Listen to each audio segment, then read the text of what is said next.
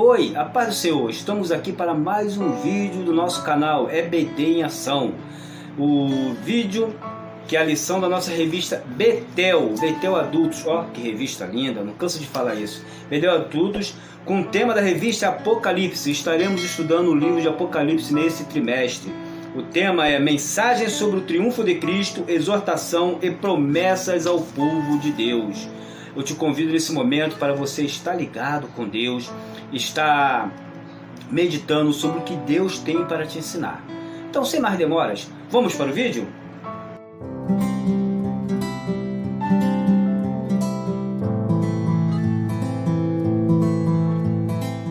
Irmãos, lição 2, 10 de abril de 2022, o tema da lição é Apocalipse, a revelação de Jesus Cristo. Estaremos estudando o Apocalipse 1, do versículo 3, 4, 5 e 6, que é o nosso texto de referência. Muito boa essa lição.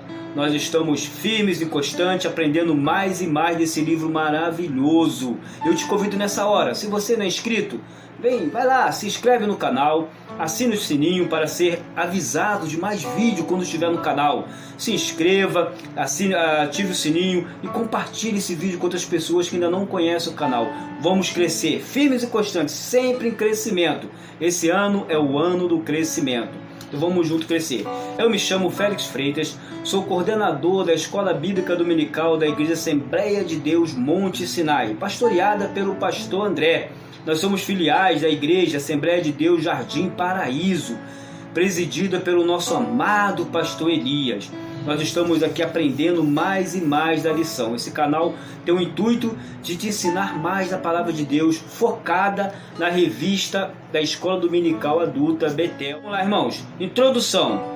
Nesta lição, veremos que a revelação do Apocalipse começa com uma visão de Cristo glorificado, ao mesmo tempo que conforta João, mostra a importância do papel da igreja neste mundo. Primeiro tópico, a revelação do Apocalipse. A mensagem do Apocalipse foi um grande consolo para os cristãos daquele tempo, em face das perseguições e sofrimentos vividos sob o Império Romano. Hoje, nós também precisamos buscar em sua mensagem edificação, força e esperança, lembrando que nossa realização e esperança estão em Cristo, que muito breve voltará para buscar a sua igreja. Irmãos, o Apocalipse foi uma revelação, um conforto, um consolo para o apóstolo João e para aquelas 7 igrejas ali na Ásia que foi direcionada a carta. Sofreu muitas perseguições, mas não foram por não falta de aviso, que Jesus disse: aquele que quer seguir a mim, tome a sua cruz e siga-me. Olha só, irmãos, a cruz naquela época era um sinal de castigo maior, um sinal de punição maior. Somente os piores criminosos da época eram pendurados na cruz. E Jesus fala para eles: aqueles que querem seguir a mim, tome a sua cruz e siga-me. Então, se perseguiram a Cristo, quanto mais aos seus discípulos, quanto mais aos outros cristãos, quanto mais aqueles que seguiam e viessem seguir a Cristo também seriam perseguidos. E essa carta de Apocalipse, ela vem como conforto. Esse livro de Apocalipse vem como conforto, como consolo, que Cristo voltaria para resgatar o seu povo, que aquele sofrimento, aquelas perseguições não seriam em vão. Seria um consolo também para João, né? Estava lá preso, abandonado numa ilha, só tinha pedra, não tinha nada ali para ele, não tinha como ele pregar, evangelizar, mas Cristo foi ali para ele, dando consolo, conforto, que em breve voltaria para resgatar a sua igreja, resgatar os seus. Tópico 1. A autoria do livro. O primeiro verso responde detalhadamente sobre a autoria e destino do livro de Apocalipse. Irmãos, aqui no tópico 1, nós vamos ver qual foi o autor do livro. Ah, foi João. Não! João, tudo bem, ele foi o escritor, mas o autor do livro foi Jesus Cristo, foi o Espírito Santo. Ele que ditou para João, revelou para João o que ele deveria escrever, o que deveria ser mostrado, revelado para você. Ver aqui no final que diz, ó: vejam que o apóstolo João está na ponta final da revelação. Na ponta final. O primeiro está aqui, que é Jesus Cristo. Depois fala que mostrou os seus servos. Depois fala que as coisas brevemente acontecer, caráter profético. Então, no final, ele as notificou a João, seu servo. O Vejam que o apóstolo João está na ponta final da revelação. Deste fato, podemos tirar a lição de que não cabe orgulho e vaidade quando se entende que o verdadeiro autor é Jesus. Sem Jesus não podemos fazer nada. Quanto mais ele cresce, quanto mais Deus cresce, quanto mais Jesus Cristo cresce, quanto mais o Espírito Santo cresce, quanto mais o ministério que Deus colocou para nós cresce, quanto mais os trabalhos na igreja, quanto mais os esforços crescem, mais eu tenho que diminuir, porque tudo é para a glória de Deus.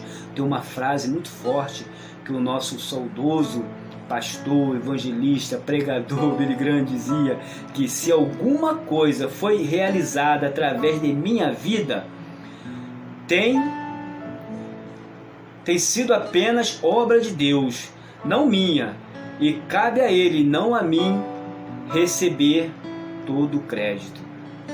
Forte, né, irmãos? Então, se alguma coisa foi feita através da vida daquele evangelista, se alguma coisa tem sido feita através da minha vida, se alguma coisa tem sido realizada através da minha vida, não tem sido nada mais do que a obra de Deus na minha vida. A obra de Deus está movimentando a minha vida. Então, cabe a Ele, somente a Ele, o autor de tudo, todo o crédito, toda a adoração, não a mim. Eu sou apenas uma ferramenta. Glória a Deus, você é apenas uma ferramenta, muito bem usada na mão do nosso autor, nosso Criador. Tópico 1.2.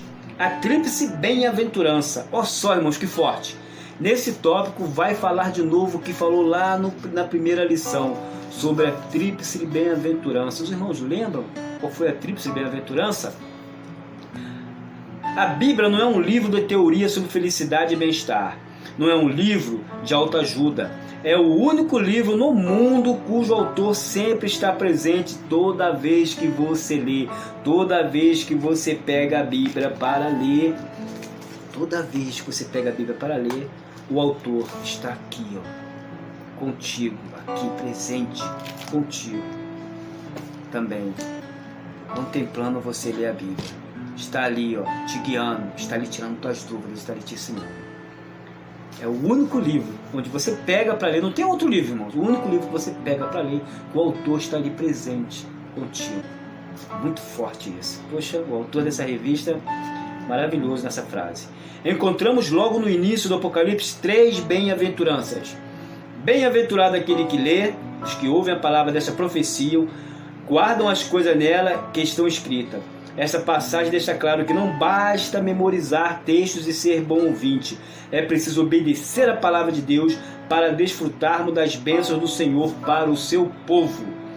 Irmãos, nós deparamos nessa vida, eu já deparei, e creio que os irmãos também já depararam com muitas pessoas que conhecem vários versículos da Bíblia, vários versículos, sabem de cor, melhor do que eu, melhor do que você, mas não estão caminhando com Cristo. Não estão numa igreja desempenhando papel para Deus, para ganhar almas. Não tem sido bênção para Deus, mas conhece o versículo. Ninguém melhor, né, do que para ser descrito, para ser citado nesse momento, do que o inimigo das nossas almas. Ele conhece a Bíblia de ponta a ponta. Foi tão audacioso, tão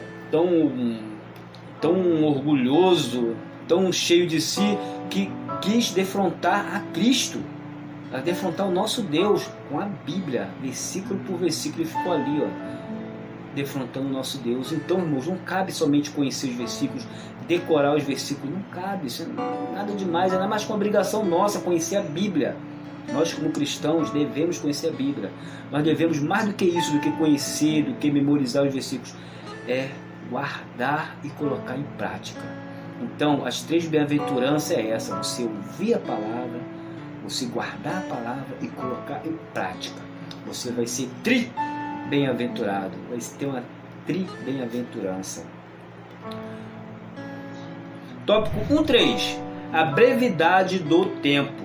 Quando Daniel recebeu de Deus as revelações concernentes ao futuro de Israel e do mundo, Deus disse a ele: e tu, Daniel, fecha estas palavras e sela este livro até o fim do tempo. Quando Daniel recebeu a profecia apocalíptica, a profecia do fim dos tempos, irmãos, ele foi alertado para Deus para selar o livro, não contar, não divulgar, esperar o tempo. Já o João, ele foi alertado para Deus para falar. Por quê? Porque o fim está próximo. Nós estamos vivendo o fim dos tempos. Nós estamos mais do que nunca próximo da vinda de Cristo. Mais do que nunca estamos próximos da vinda de Cristo. Cabe a nós anunciar, cabe a nós nos prepararmos para estarmos alerta para a volta de Cristo. Pode ser agora, a trombeta tocar e nós irmos encontrar com Cristo as nuvens. Pode ser agora, nesse momento, piscar de olhos, a volta de Cristo. Isto te assusta ou te consola? Creio eu que te consola, que te conforta, que te anima. Me anima bastante. O aviso é claro, é tempo de arrependimento e consagração a Deus. Eu aprendi que a mensagem do Apocalipse foi um grande consolo para os cristãos daquele tempo, em face das perseguições e sofrimentos vividos sobre o Império Romano. O Império Romano era o império que estava ali, né, atacando o povo de Deus, estava ali pressionando o povo de Deus. Eles perseguiam, jogavam nas feras, matavam, penduravam na cruz, cortavam e faziam, irmãos, várias atrocidades com o povo de Deus. Por quê? Porque eles se negavam a adorar o imperador deles. O imperador era o Deus daquela época de Roma. E os cristãos se negavam, eles queriam adorar somente a um Deus, queriam seguir somente a Cristo. E ainda anunciavam que Cristo estava voltando, que o rei estava voltando para colocar o seu reino na terra. E isso gerou grande revolta do imperador. E os cristãos eram mortos, perseguidos para poder tirar a coragem, para tirar a motivação, para tirar o crescimento da igreja. Mas a igreja é igual a massa de bolo, massa de pão. Quem é a dona de casa, o irmão que trabalha em padaria, eles sabem disso. Quanto mais você bate na massa, mais ela cresce, melhor ela fica. O meu pai, ele é padeiro, já foi padeiro, agora está aposentado, e ele me ensinou o ofício de trabalhar em padaria. E ele contou um segredo dele, que fazia o pão dele ser o melhor que tinha. O segredo dele não era uma farinha especial, não era uma química especial. O segredo dele era na hora de colocar no cilindro, na hora de bater a massa. Na hora que cilindrava, a gente colocava uma água bem gelada com gelo para a massa bater bastante na masseira e colocar no cilindro e amassar bastante a massa. Quanto mais a massa era amassada, mais a massa era cilindrada, melhor o pão ficava, melhor o pão desenvolvia. Então o imperador não sabia disso. E quanto mais ele batesse, mais ele perseguisse, mais a igreja crescia, mais a igreja ficava forte. Glória a Deus. Tópico 2. A visão da igreja. Em sua mensagem final e profética, Jesus demonstra seu cuidado e zelo com sua igreja, trazendo admoestações e mostrando qual é a verdadeira identidade e posição do seu corpo. Enquanto não chega a hora do arrebatamento, veja que o amor de Cristo por sua igreja é tão grande que o apóstolo Paulo, a demonstrar à igreja em Éfeso, exorta que o marido ame a esposa, tendo como padrão como Cristo amou a igreja. Irmãos, o fim está próximo, mas enquanto não chega o fim, não estamos abandonados, não somos órfãos, nós temos um Pai que não está só lá no céu, no trono reinando, mas está aqui conosco, está aqui em nosso coração, está vivendo dentro de nós, cuidando da gente. A noiva não está abandonada, o noivo está vindo, o noivo está cuidando da noiva para que ela esteja preparada para o dia do casamento. Por mais que pareça, por mais que o mundo fale, por mais que o mundo diga que nós estamos perdidos, que estamos abandonados, que não temos um Deus, que o Deus esqueceu da gente, Ele não esqueceu. Nós sabemos que Ele está presente a cada momento conosco. Tópico 2.1. As 7 igrejas da Ásia. Temos aqui nosso primeiro contato com as 7 igrejas da Ásia, cuja localização é a atual Turquia. Na próxima lição, nós deteremos e falaremos sobre elas. Mas aqui vemos 2 pontos importantes. Logo no início do livro, João traz uma saudação ao Deus triuno às 7 igrejas. Pai, Filho e Espírito Santo dão à igreja graça e paz, 2 elementos fundamentais e insubstituíveis para a vida da igreja. A menção à Trindade, falando com as 7 igrejas, demonstra a total atenção e apoio de Deus à igreja. Elas são também as primeiras a receber a revelação do Apocalipse. Jesus manda que João escreva num livro a mensagem apocalíptica e envia as 7 igrejas. Isso detona a importância que tem a igreja na presente dispensação. O dever do cristão é conhecer o livro de Apocalipse e aumenta nossa responsabilidade para com o mundo perdido. Irmãos, logo no início do livro, a igreja é enviada para quem? Para 7 igrejas. E tem muitas pessoas hoje em dia que querem ser desigrejados, não querem estar numa igreja. E é lá na igreja que muitas vezes Deus se revela, que Deus se mostra presente, que vem a mensagem para quem está aflito, para quem está triste, para quem está pensando em desistir da caminhada. Ali vem a mensagem que Ele está chegando, que o fim está próximo. É na igreja. Então não vamos abandonar nossa igreja, vamos estar firmes, vamos honrar nossa igreja, porque é nela que Cristo se revela aqui na terra. Tópico 2.2. Reino e sacerdote.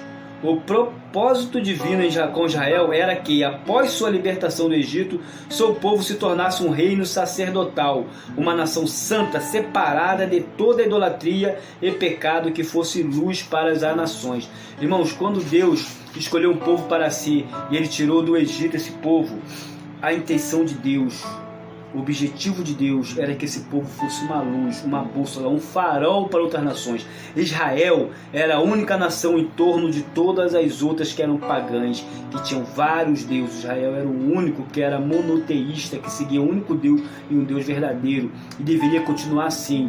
Mas nós vemos que, infelizmente, o povo se corrompeu, o povo de Deus se corrompeu e começou a seguir as outras nações, seguir os outros deuses.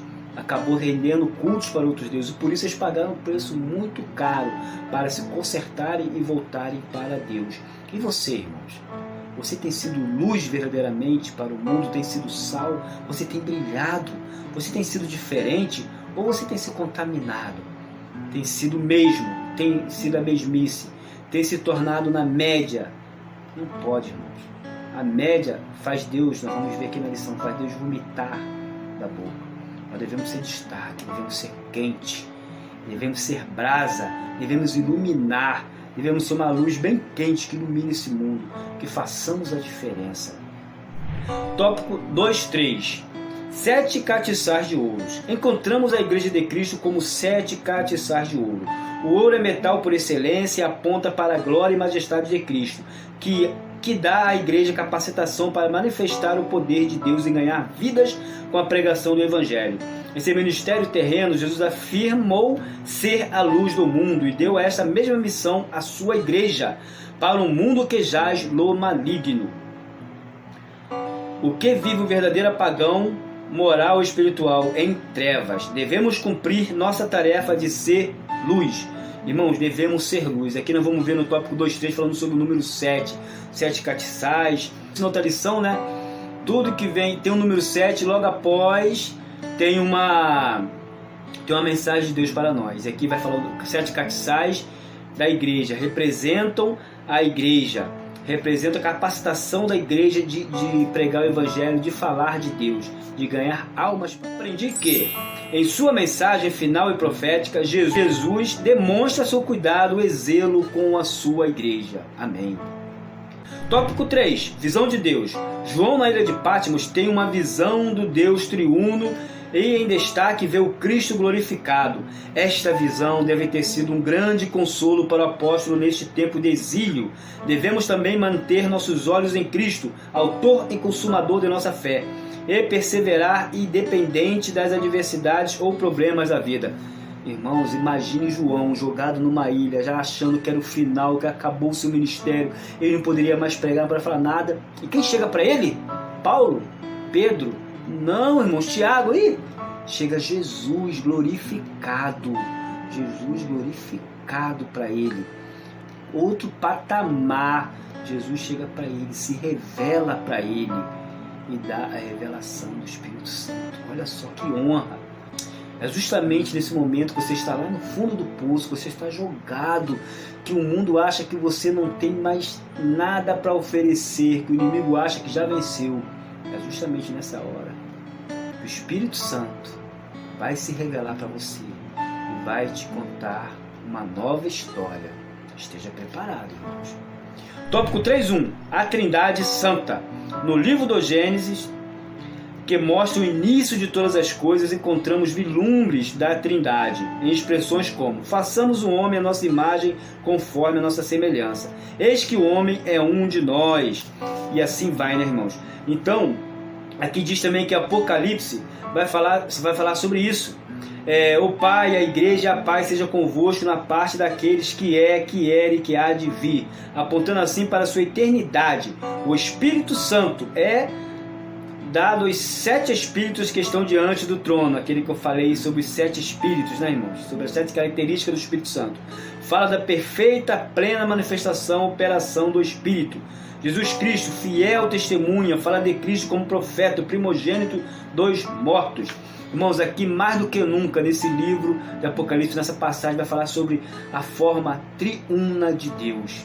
Deus Pai, Deus Filho e Deus Espírito Santo, que juntos são um só. É um mistério revelado para nós. Deus se manifesta em 3 para nós, sendo um. Ele é 3, sendo um. Isso é maravilhoso, maravilhoso para nós, irmãos. Tópico 3.2. Jesus, o Filho do Homem. João vê um semelhante ao Filho do Homem. Essa expressão tem vários significados ao longo da Bíblia. Irmão, durante a Bíblia toda nós temos passagens falando sobre essa semelhança do Filho do Homem.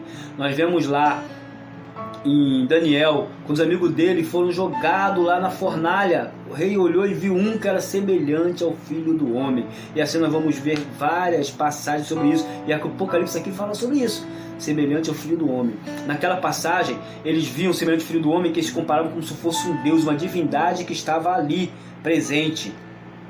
E agora nós vemos semelhante ao Filho do Homem. Agora é quem? É Jesus Cristo, o Filho do Homem.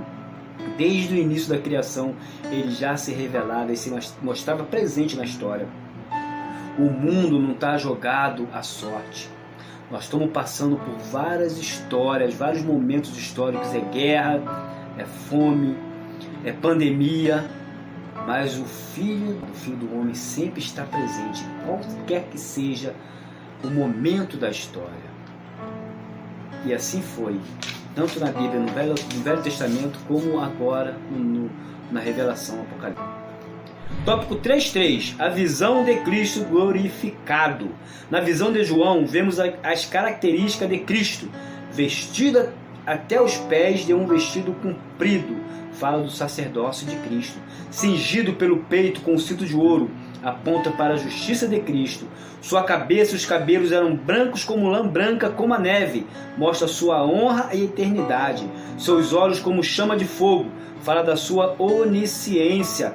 Ele é aquele que conhece, esquadrinha o coração dos homens. Seus pés, semelhante a latão reluzente, aponta para a sua onipotência, seu poder de subjugar os inimigos. Sua voz, como voz de muitas águas, fala da autoridade e poder da sua palavra. Nós vemos aqui, irmãos, toda a simbologia de que João viu quando Cristo apareceu para ele glorificado. Toda a simbologia.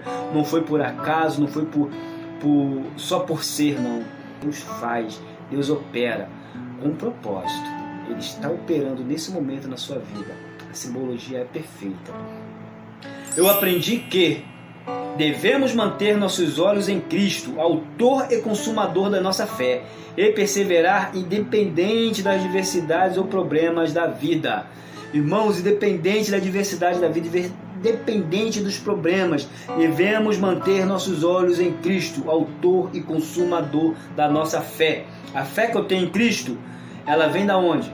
Do próprio Cristo, não é de mim. Eu não nasci essa fé em mim, é Cristo que me deu, é dom de Deus essa fé. Essa fé é dom de Deus. Então nós devemos manter o olho firmes, apontando para Cristo, para Deus, para cada vez mais nós sermos alimentados com essa fé, para, como eu disse desde o começo, não sermos pegos de surpresa. Quando Cristo voltar, nós sermos preparados para encontrarmos com Ele. Conclusão. Opa! Chegou o final, irmãos, mais uma lição. Aprendemos nessa lição sobre a relevância de estarmos atentos à mensagem de Cristo à sua igreja. A revelação sobre o Deus uno e triuno e o que fez por nós e quem somos para Deus. Irmãos, como eu disse desde o começo, a igreja, que somos nós, temos um papel muito importante nesse mundo. Deus quer se revelar para nós. Deus quer se revelar para mim. Deus quer se revelar para o meu pastor. Deus quer se revelar para você. Deus quer se revelar para o seu filho. Deus quer se revelar para o seu vizinho. Então nós devemos ser uma igreja viva nesse mundo, levando a revelação de Deus para todos que estão ao nosso redor. Não é uma placa, não é um muro, não é uma parede, não. Nós somos muito mais do que isso. Nós somos a igreja viva de Deus aqui e estaremos viva lá no céu, encontrando com Cristo. O nosso objetivo maior é ganhar almas. O nosso objetivo maior tem que ser ganhar almas. O nosso objetivo maior tem que ser procurar estar sempre santo, sempre puro para encontrar com Cristo. O nosso objetivo maior é o céu. Estamos aqui nesse mundo, irmãos, de passagem. Somos turistas, somos peregrinos nesse mundo. Se caso não fosse assim, o mundo nos trataria muito bem. Não se chocaria com a nossa atitude diante das obras deles. Então que nós sejamos cada vez mais testemunhas vivas, castiçais de ouro na mão do Deus vivo. Eu te agradeço nesse momento por estar até aqui comigo no final, aprendendo mais de Cristo. Te convido nesse momento, vamos conversar com o Pai. Senhor Deus, louvado seja o teu nome, Senhor. Eu te peço nesse momento que o Senhor venha tocar em cada coração, que o Senhor tire cada amargura, que o Senhor tire cada coisa que venha atrapalhar de estarmos te servindo melhor. Que nós possamos verdadeiramente ser castiçais de ouro puro, brilhando a luz que vem do Teu Espírito Santo nesse mundo em trevas. Que nós possamos ser testemunhas vivas da Tua Palavra, que a Sua vontade reine em nós, que a partir de hoje possamos estar firmes e constantes, olhando somente para Ti e caminhando para o caminho que o Senhor colocou à nossa frente até o céu. É isso que eu te peço e agradeço. Em nome do seu Filho amado, Jesus Cristo. Amém, amém. Maravilhoso conversar com o Pai. Então vem para a EBD, porque a EBD é você.